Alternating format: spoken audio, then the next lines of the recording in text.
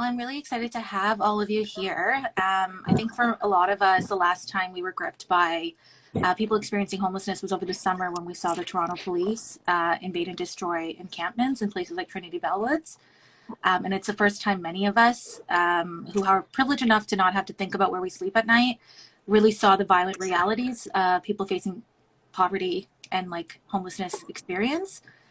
And then it was, I guess, like that's really when I really started to understand the severity of the issue and how the pandemic had made it so much worse. So I'm really pumped to have you here, Naheed, again. You're a palliative care doctor who is a lecturer at U of T, and you work continuously with communities experiencing homelessness. And Lorraine, I'm excited to have you here as well. You're focused on societal transformation as a speaker and writer, and you work with the Sanctuary that places their people's energy or your energy in individuals who live on the margins of society. And lastly, Gabe, so great to have you here as well. You're an emergency room physician. You are also at U of T and as a lecturer, and you provide primary care for a shelter. So I'm really glad to have the three of you here. And before we sort of jump into anything, Lorraine, I know that you were going to do a land acknowledgement. Yeah, I also, I'm just seeing a couple people in the chat. Somebody's asking if there is someone with lived experience who's going to be joining us. So my friend Nikki was going to come today, but because of the weather and there's a few things going on in the community, she's just feeling, she's not in the best space. Didn't really feel comfortable being here today, but she did send a poem that she wrote recently for me to share with everyone today. So unfortunately, she can't be here today, but I do appreciate people asking like why we don't have certain voices represented here. And I also think that it's important for us to recognize that it is a privilege to be in this space today. It's also important to recognize, as I mentioned, that, you know, as we talk about homelessness and the shelter system, there are some really real experts who are not actually here. Some of them are riding transit just to stay warm. Some of them are in a tent right now. Some of them are living in a shelter without access to internet or a device. So I think it's important to recognize that those people are not here in the space right now. Also, as an immigrant settler, as is another guest on the panel today, and someone else who's here as a first-generation Canadian, but has family who came here as refugees, I think it's important to recognize that we get to call these traditional lands as home for us now because of the cost that our ancestors paid. And I'm really grateful for their past and ongoing stewardship of this land. I also recognize that my existence here comes at the cost of past and ongoing genocide politics and policies that have really harmed my Indigenous kin. There's a lot of dialogue that happens now about truth and about reconciliation, but I think it's important to name that without, important to name that just reading or hearing a land acknowledgement doesn't mean that the work is done. It's simply just a very, very small first step. I know I personally know that I have a lot to learn. And so my commitment to reconciliation is about learning to listen well from those who have come before me and from my Indigenous brothers and sisters. For me, I really want to commit to building a better world. And I think that tonight's dialogue is a very small part of the ramp to something different, something better for generations to come. This Thursday, there will be a visitation service for my friend Stephanie, who is an Indigenous sister of mine. She died way too young. And I think as I remember her today, something she really taught me was her teachings of thinking about things for the next 7 generations, which is an Indigenous teaching that she taught me. And I'm really thinking about that as we have our conversation tonight. So thank you everyone for joining us and for holding this really sacred space together. Thank you so much, Lorraine, for bringing that up. And I know you had really honest conversations with me about how we should have people with lived experience on this live. So I was really looking forward to meeting Nikki, and I'm sorry that the weather didn't pan out. But I mean, like, the account's not going anywhere. Please come back. But yeah, I think maybe we could start with the poem that Nikki sent. Mm-hmm. Yeah, so Nikki and I have been friends for, oh my gosh, maybe 6-7 years now. When I met her, she was precariously housed, and over the years, she has become homeless. At the start of the pandemic, she was living in an encampment. because she felt really unsafe at the shelter. So she was in the encampment for a long time. Every morning would text me at 6 to be like, are you coming into the building soon? Because I really need to use the washroom, because there were no washrooms available for people. From the encampments, she moved to the Broadway apartments, and then she moved into the Bond Hotel shelter. And now she has her own place. One of the things that inspired her poem was over a year ago, she had a really scary health incident where the doctor basically told her she was going to die if certain things didn't change. And so she made some really important life decisions, and now she's still alive and doing really well. And so she wrote this poem as a reflection, and I'm going to share it with y'all. It's called I Can't Explain. I have a home I'm grateful for, a roof over my head, blessed with a chance to try once more, because I really should be dead. The years of drinking took its toll, my liver gave up on me. Along the way, I lost my soul, no hope in sight to see. The slowest form of suicide became my reality, no longer feeling any pride, this is what's meant to be. The shakes and sweats became the norm, each night anxieties deep. Someone give me some chloroform so I might get a good night's sleep. Why do I put myself through this? I ask myself each day. I sit and drink and reminisce why I let things get this way. The years went by, mostly a blur, too fast they disappeared. My future only looked obscure, was everything that I feared. My youth was lost and so was hope. My kids, my light, my life. I lost them too and I couldn't cope. The pain was sharp as a knife. I snuck back to reality after I almost died. This is what you seldom see when an addict becomes wide-eyed. I want to know what life is like without it being tweaked. I need my kids back in my life. The answers I went and seeked. Another chance is really rare. I will not turn away. Take what you love and show you care, your heart in full display. In my 40 years I've lived, I went through quite a lot. Living isn't quite the word when ending in the wrong spot. Homelessness and hopelessness seemed like what was meant for me. A vicious cycle nonetheless, repeated constantly. Needing my friends and family more than words could ever say, love and support especially, making sure that I don't stray. I can't explain my world right now, no words deserve to say. My soul is simply wondering why it deserved a chance to stay. That's from Nikki. She couldn't be here tonight, but she sends her love and her appreciation for welcoming her to the space. Thank you so much for sharing that. I know Mackenzie from our team shared the link to the poem if anyone wants to check it out, and we'll share it after this as well on our stories. That was very vivid. Like I felt like, yeah. So thank you so much for sharing that, and Nikki for being so vulnerable and putting it all out there. It's super courageous and terrifying all at once. Yeah. So I want to sort of jump into this discussion because I feel like I accidentally found out that the shelter system was collapsing in Toronto. So what I thought we could maybe do, Naheed, is having you maybe start, because I think it might have been through you or a tweet that you put out or something like that, to maybe start on like, why are there reports saying that the shelter system is collapsing?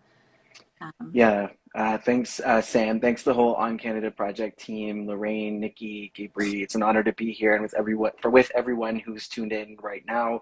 It is ongoing proof that people care and there's compassion in Toronto and across Canada. It goes without saying that Toronto's shelter system was actually in a crisis well before COVID-19. I was just looking up the old stories from 2019, and there were media reports showing that the shelter system was actually functioning at capacity greater than 90%, and you had street nurses, advocates, the media reporting on this well before then. This is in the context of the fact that people experiencing homelessness are arguably Canada's sickest subpopulation. They're 28 times more likely to have hepatitis C, 5 times more likely to have heart disease, 4 times more likely to have cancer. And that's just a cross-section of some examples of some illnesses. And then the life expectancies we see for people on the streets and in shelters ranges from 34 to 47 years old. Fast forward to COVID and now Omicron, and what we're seeing is essentially from, you know, all perspectives, our shelter system is collapsing. The shelters are full. We're seeing significant staffing issues, and our ability to respond to this ongoing crisis is, you know, really putting people at risk. As of January 14th, there were over 50 shelters in outbreaks. Vaccination uptake has not been as high as we would have hoped. For example, only 76% of shelter residents have one dose, 65% have two, and despite mobile teams, trauma-informed approaches, and vaccine incentives, it's been challenging, and this obviously puts this population at risk. Staff are burning out. You know, I don't like actually the term burnout. I would rather call it moral injury or compassion fatigue, because that probably describes what people are going through. And all the while, you know, we're seeing, you know, the fact that encampment evictions are continuing, and, you know, thankfully for us, people like Lorraine and many of her colleagues have been out there, you know, publishing and putting out information that many of us would not know about. For example, it's taking over an hour, in some case hours, to call central intake just to look for a bed or a shelter bed. And I want to thank you again, Lorraine, for, you know, publishing, you know, some of the audio and videos, because people, you know, don't believe us when we say this. And many of my colleagues, for example, at the Peach program, have noted that it's taken a long time to get a shelter bed in this crisis. So we mean it, you know, through and through. The shelter system in Toronto is collapsing, and it's probably representative of what many cities across Canada are experiencing right now too. If I can actually just jump in for a quick second, I think, I mean, the weather is brutal out there right now. And before this call, I was on the phone with central intake to try to get somebody indoors to any space possible. So there's nothing. There's no warming space available. There's nothing out there. And at this point, actually, this was a recent shift, but when shelters are in outbreak, at first they weren't taking new people in because of that, but they've actually changed that now, so that even if a place is an outbreak, they can take in new people. And even though that's happening, spaces are still full. So we've got a real crisis here. And I just wanted to put like into perspective what we're talking about when we talk about this 90% occupancy number. That's a really important number. So this actually was a number that was established by the city in 1999. Basically, that was when the city made this declaration that the goal is to keep shelter occupancy numbers less than 90% capacity, because we know that overcrowding is a big issue with other communicable diseases, tuberculosis, many other communicable diseases that were a big problem even before COVID-19. But we know that this was reaffirmed again in 2013. And when I was looking back, I found a report by Social Planning in Toronto of over 30 organizations and advocates that were calling in 2017 for the city to meet this 90% marker, because we know that the vast majority of the time, we are sitting well above 90%. So the data I have from 2017, the occupancy rate average in 2017 in Toronto was 94%. And youth shelters were at 97%, and family shelters were at 100% in 2017. So that's before COVID-19. I want each of you guys to just Google shelter occupancy rates Toronto, and it's all listed. And you're able to see, you'll see most shelters in the city right now are well over 90% occupancy. And we haven't been meeting this target. Yeah, and so I guess sometimes that's a little bit confusing, because it's like, well, why are they saying that it's full if the data shows that it's only 95% or whatever? It's because they actually leave a number of cots and stuff available, but they don't actually open those up. And so actually, like, even though the data says that they're 95% full, the reality is I'm seeing a lot of people type in the comments that they try to call for a bed and there's nothing. That's actually what's happening. So like the shelter is bursting at the seams. So when, I know that sounds like a really basic thing to say back, but as for people who are not from doing the work that you guys are doing, if someone's not getting into a shelter and encampments are being ripped down, you're just outside in the cold all night? And that's just where the city's has been. It's not even it's where it's at right now. It's where it has been. Yeah. I mean, I gave somebody 2 bus tokens just before this call because we couldn't find anything on central intake. So this person was just going to ride the subway line until the subway closed. And then we'll try to find somewhere to warm up. Yeah, I I think, mean, before COVID, at least when the coffee shop 24 hours were open, sometimes people could find temporary respite there. But now with COVID, that's not an option. So, sorry, Naheed. no, yeah, just to build on what you were saying, Lorraine, I mean, many of us did see the images on social media over the last week of unhoused people on buses. And, I'm very thankful to the bus drivers who are so compassionate and are supporting and allowing folks to be on the buses. And to think when we had the storm and the buses went down, that was actually a shelter for many people. You may not think of it that way, but actually Mm-hmm. buses not being on their routes actually impacted the people we Mm-hmm. care for and support on the street, because they didn't have those spaces. Other people will get sick and end up in hospitals, and certainly, we're seeing the disproportionate impact of that. But remember, this conversation is hot off the heels of the final shelter death tally coming out in the city of Toronto. Some people may or may not know, but the city of Toronto does collect death data, and we have seen that in 2018 there were 0.5 average deaths per week in Toronto shelter system.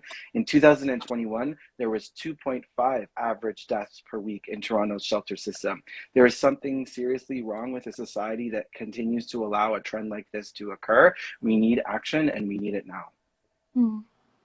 So at the same time that, like, for someone has not been engaged in the space, like, at the same time as I was reading reports of like the system collapsing, I was also seeing that about $25 million was invested into Toronto police, despite the fact that, like, there's been this collective push in a way that we haven't had before George Floyd's murder, towards defunding the police.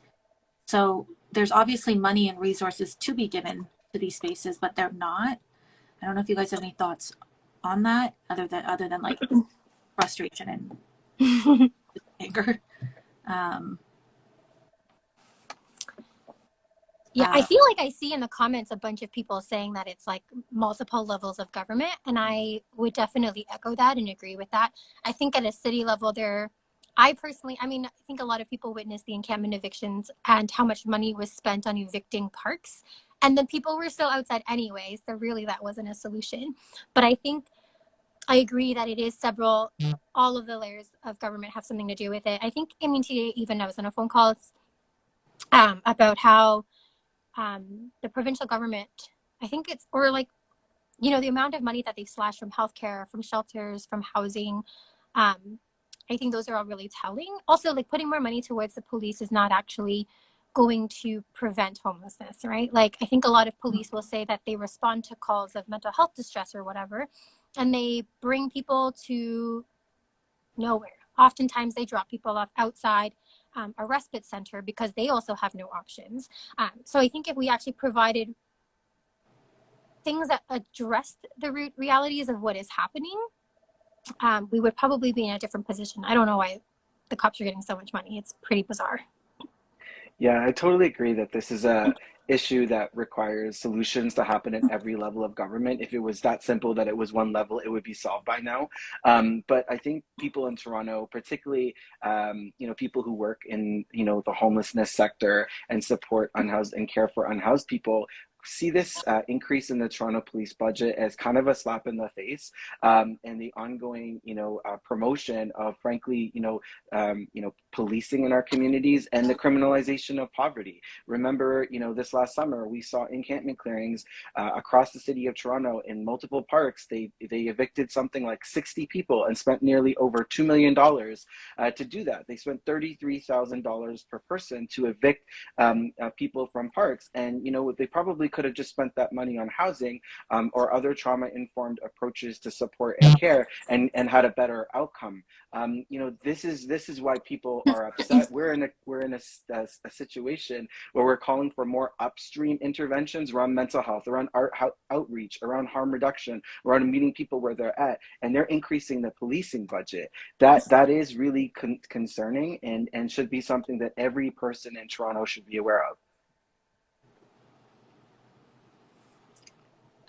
I'm just like so like upset and sad, and I feel like if the solution isn't just defund the police, what are sort of like the calls to action for people on watching this, to sort of like advocate for or do something about this, because I feel like there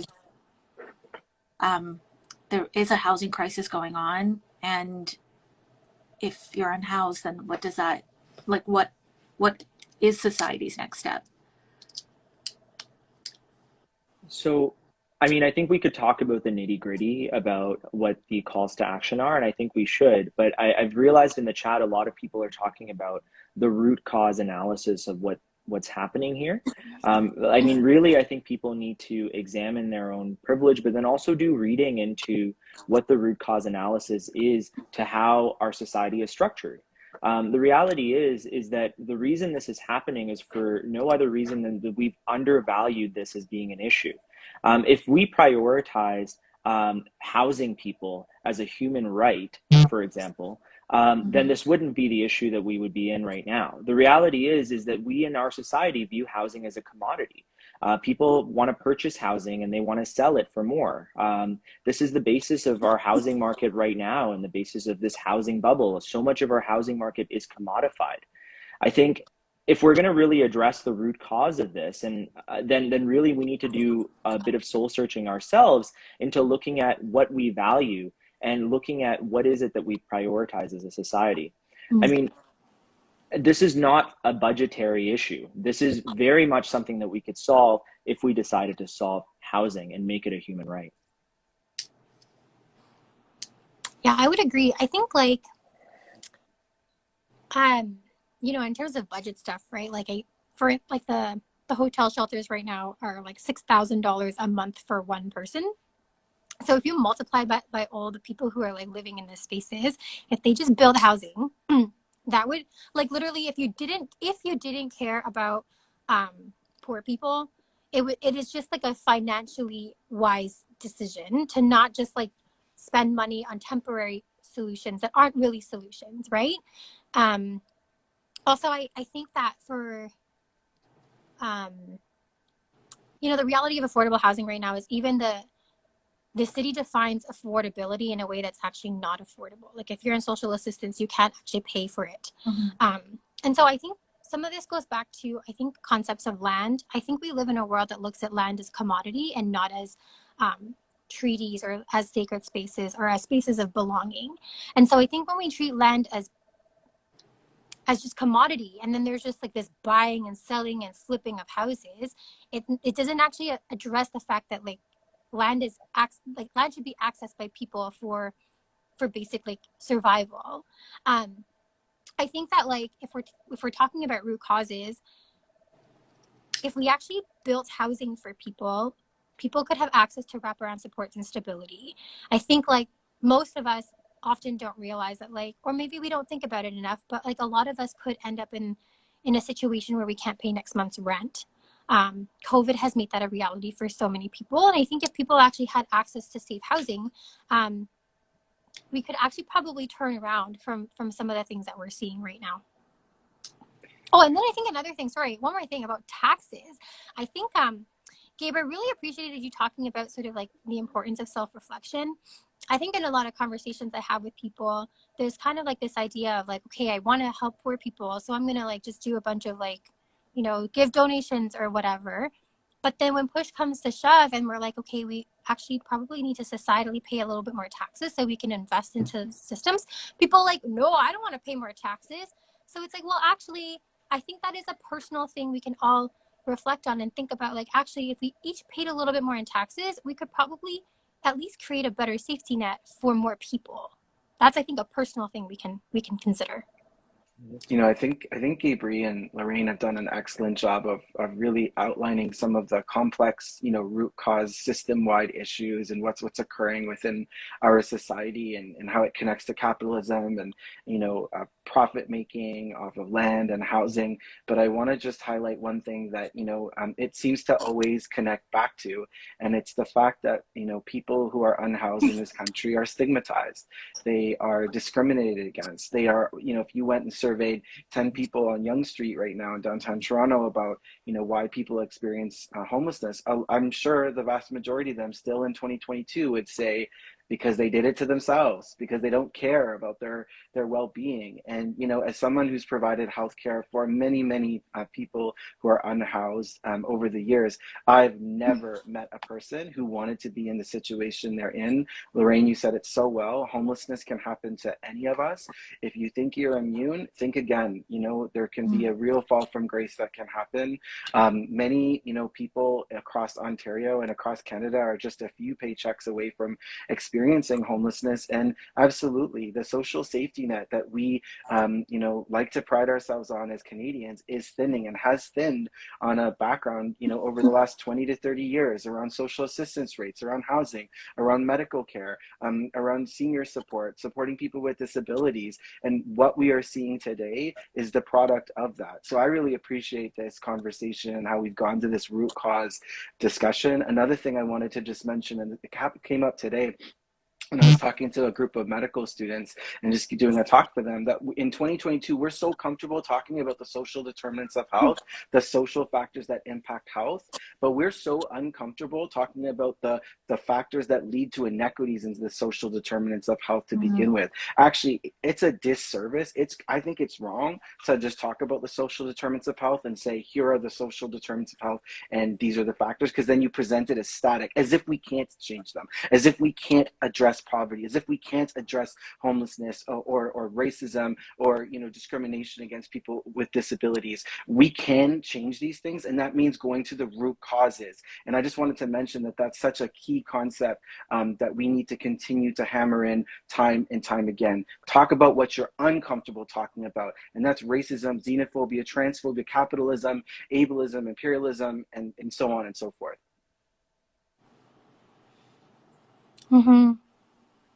Yeah, I think Sarah was saying as if they're not created by us. We've created these systems, and so we should be able to dismantle them, but that won't work unless we talk about it, to what you were saying.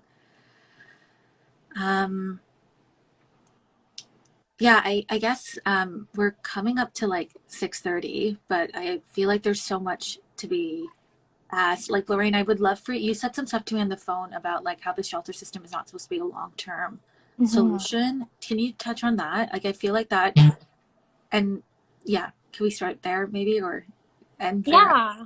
I mean, if you look at the so people, you can Google this, the shelter standards, they're available online. But shelters are divided into either emergency shelter or transitional shelter.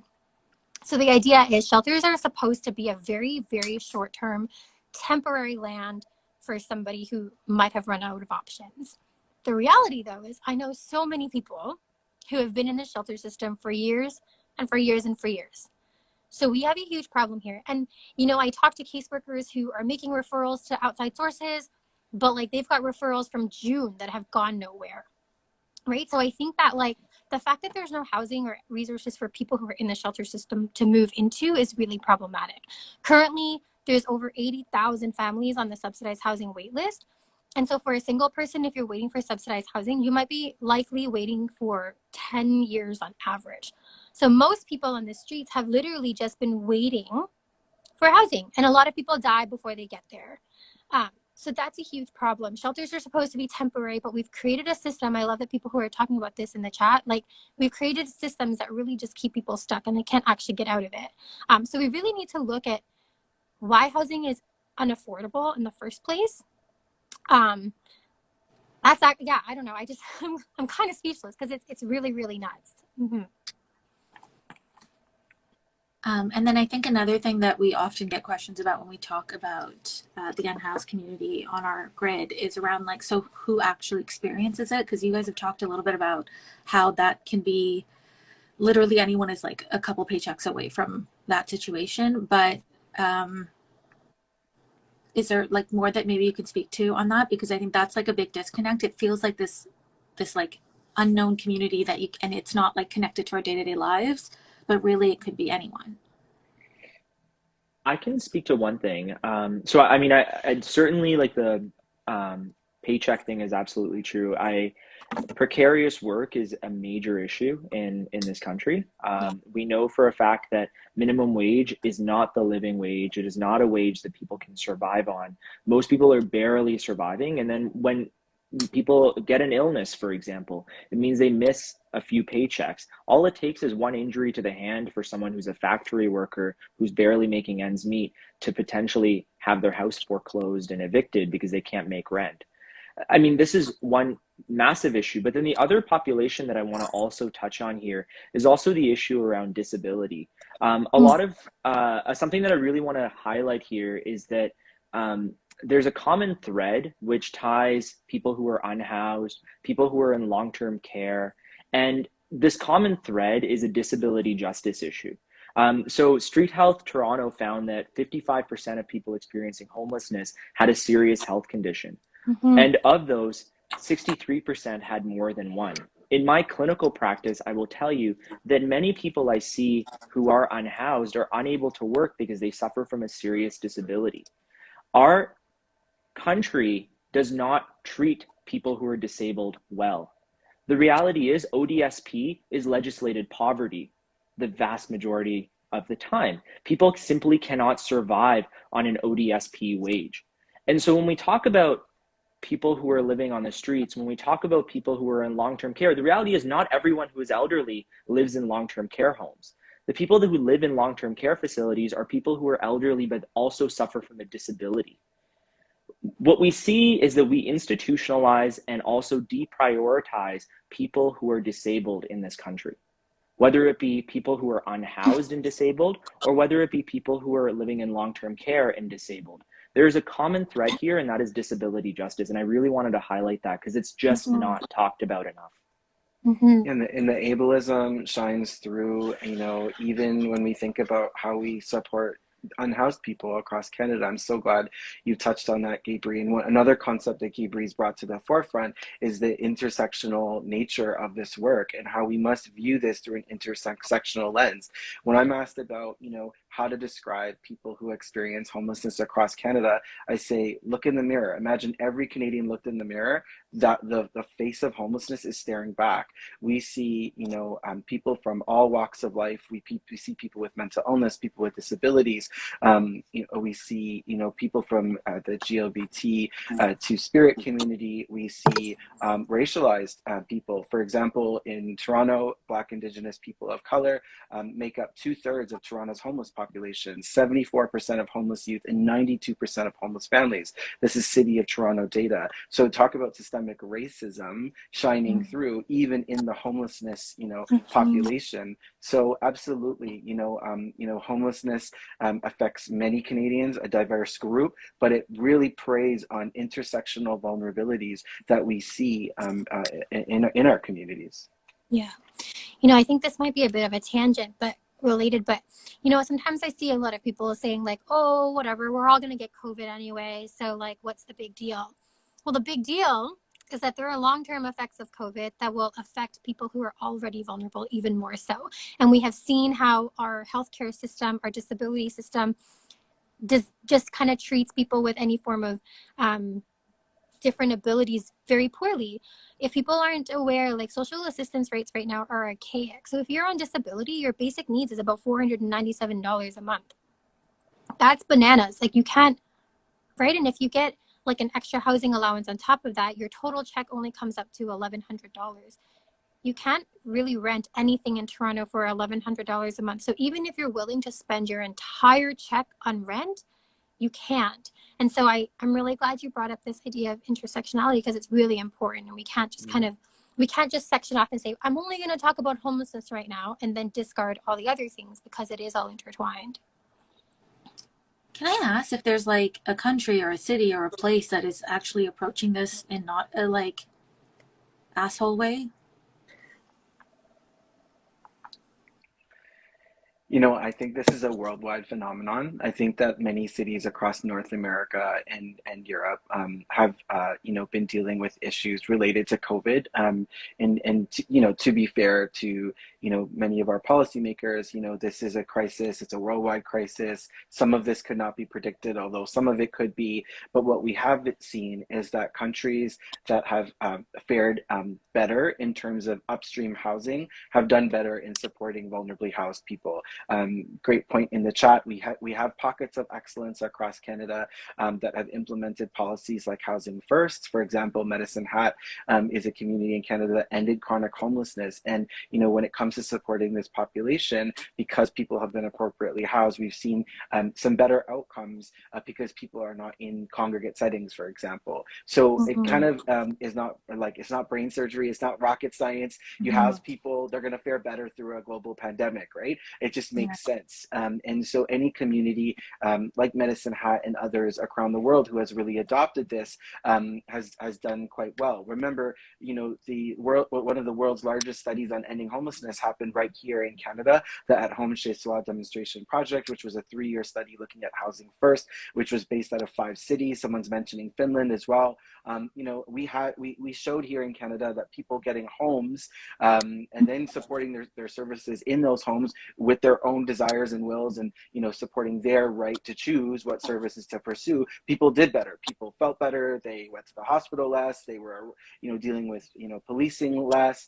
But we actually didn't implement Housing First nationally in a coordinated way. What you did see is communities like Medicine Hat, some local communities pick it up, but it's not been adopted across Canada. So yes, housing is a human right in Canada, and I'm proud as a Canadian to say that, but the mechanisms to drive that home and make that possible so that everyone actually has a home, we're not there yet. And that's where a lot of people are asking, what can I do? Well, advocacy around this work is really important, and making housing and access to housing a voting issue every election, federal, provincial, municipal, is key. Ask the politicians who are asking you to vote for them, well, what are your policies on housing? And I hope Sam maybe on Canada Project can do some report cards too, like on housing, to really give people a sense of what's out there. That's why your platform is so important, because we look to you for support and kind of sifting through all this noise to give us that data. But I think those are a couple ideas just to move towards action too. And then maybe as we get closer to 6:40, I know you all are super busy people, but like maybe some final thoughts from each of you. We can do Gabe, Lorraine, and Naheed before we close out. Yeah, so my final thought, I think I'll say, I really want to hammer home. I want people to re-examine the metrics whereby they measure society.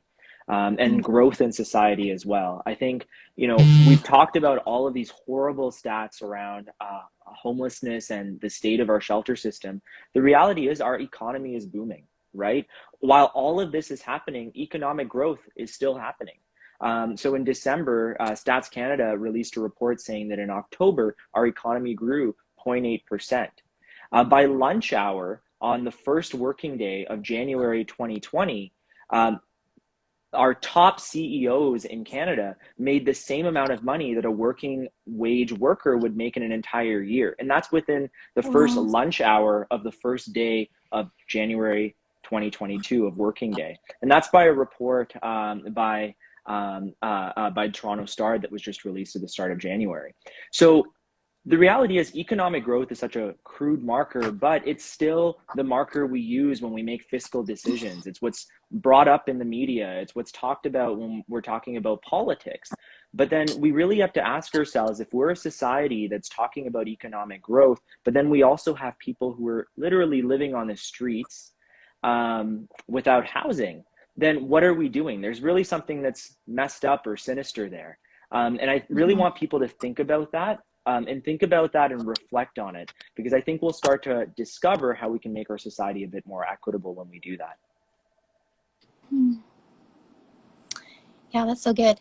Sorry, I'm a few minutes behind, but I was thinking about what other country might do something different. I used to live in Singapore, and I'm really curious about how Singapore housing works, because most of the housing there is government buildings. So I have family in Singapore who lives in government buildings. You don't really see homelessness there. So I would encourage people to just look into the housing policies in Singapore. I think for me, I came across this quote by Martin Luther King the other day, and he says, True compassion is more than flicking a coin to the poor, but it comes to see that an edifice which produces the poor needs restructuring. I think that we're really often as a society really focused on like, oh, okay, let's just give donations. We're going to do a clothing drive or whatnot. And I think those are all really great. But my hope is that we actually just dive deeper into asking questions for why people need your donations in the first place. Like, thank you for your sleeping bags, but I really want to live in a reality where I don't need your sleeping bags, where my friends don't need your sleeping bags. I want to live in a reality where they're warm tonight. So I think for me, like, that really comes down to having real conversations. I think I'm thinking a lot about the election year this year because I think there's a lot of policies that have been implemented that actually really keep people stuck, keep these realities happening. So my hope is that we're having these conversations as we're learning and as we're processing things, that we're talking to people in our circles about these things so that hopefully they can say, oh, okay, well, I really do care about ending homelessness. So how can we actually change some of the policies? If you live in Denzelman and Wong's ward, he absolutely signed against building a shelter in your neighborhood.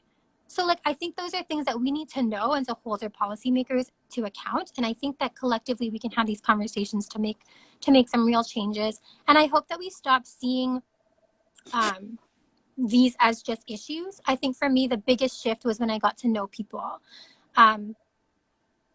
So when I think about Nikki or when I think about homelessness, I don't just think about a social justice issue, but I think about my friend Nikki, who is homeless. These are people and these are not just issues. And I think that when we actually move closer into the community with people, this is where some of the real changes happen. And so I think for people who are in Toronto, there's lots of really cool grassroots places that are doing a lot of organizing, that have real connections to people in the community that I think you can just like hop on and collaborate and get to know your community. I think that's really how some of these changes will happen. Those are wonderful thoughts, team. I think I just want to close out on a concept that just I think really hits home for me. This is a quote from Robin Castro. Homeless people don't make me feel unsafe. Living in a society that will toss people to the curb makes me feel unsafe. And I reflect on that and think about, you know, what we have seen around NIMBYism, the not in my backyardism from people in our communities. I think about our government responses. I think about the fact that, Sam, you even had to organize this session, and it speaks to me about a moral failing on multiple levels of society that we keep failing on consistently. And my hope is that, you know, yes, there's data and there's definitely the systemic, you know, conversations we need to have, but I hope that these conversations can take people from a place of apathy and blame to one of empathy and compassion. These are your neighbors. These are your brothers and sisters. These are your friends. These are your family. These are people. These are human beings, and we need to have this conversation to destigmatize poverty and homelessness and recognize that, you know, through compassion we can actually get there. So I challenge everyone on this call, everyone who's going to watch this live after or watching right now, to go talk to one person in your life about how, you know, people experiencing homelessness are in the position they're in because of structural factors, not necessarily individual blame, but because of structural inequities around us, social inequities, health inequities, you know, cultural, political, whatever it might be. Just talk to one person in your life, and then we would have doubled the reach. We doubled the IG live reach. Look at that for metrics and what the potential of that can be, you know, in a reverberating web and network. Thank you, Sam. Thank you, Lorraine. Thank you, Gabe.